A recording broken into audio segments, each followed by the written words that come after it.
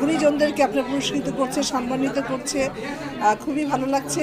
আমি মনে করি যেন ভবিষ্যতে আরও ভালো করবে, এই আপনার গ্লোবাল স্টার অ্যাওয়ার্ড আরও দূর এগিয়ে যাবে। আরেকটু বিষয়, আজকে আপনার সঙ্গে সব সময় আসলে সাথে সাথে থাকতো অঞ্জনা আপু, ওনার সম্বন্ধে একটু বলবেন আমাদের। সাথে সাথে কখনো ছিল না, তো একসাথে অনেকগুলো ছবিতে আমি অভিনয় করেছি। অবশ্যই মর্মাহত, দুঃখিত যে এত তাড়াতাড়ি অঞ্জনা দি চলে যাবে, এটা আমি ভাবতেই পারি না। আমি যখন শুনেছি যে অঞ্জনা দি আর নেই, এটা মনে কি বলবো, এটা ভাষা দিয়ে কথা দিয়ে বোঝাতে পারবো না। আমি সঙ্গে সঙ্গে হাসপাতালে চলে গেছি। আপনি যখন অসুস্থ ছিলেন আপনার, তখন আমি খবর নিয়েছি। তারপর সেটা খবর নেওয়ার সময়টাও তো বেশি পাইনি, যখন আপনার ট্রান্সফার করেছে আপনার সে কী বলে লাস্টে যখন মারা গেলেন আপনার এটা হাসপাতালে, যেটা তো মানে কি বলবো যে ভাষা নাই। তা আমি প্রথম যে হাসপাতালে ছিল আপনার, ওখানে বোধহয় 2 দিন ছিল, তারপরে তো ট্রান্সফার করলো পিজিতে।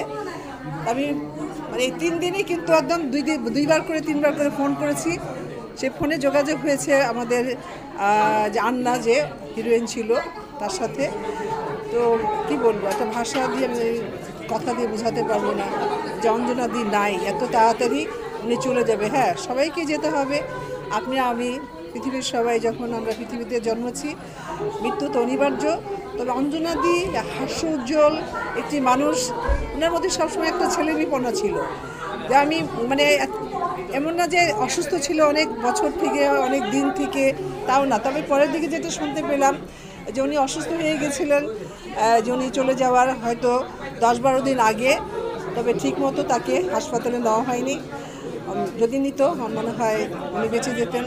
তবে তার সঙ্গে যারা ছিল, তাকে যারা ভালোবাসতো বা তারাও যাকে ভালোবাসতো, আমার মনে হয় এই মুহূর্তটা বোধহয় অবহেলিত মনে হয়েছে আমার কাছে।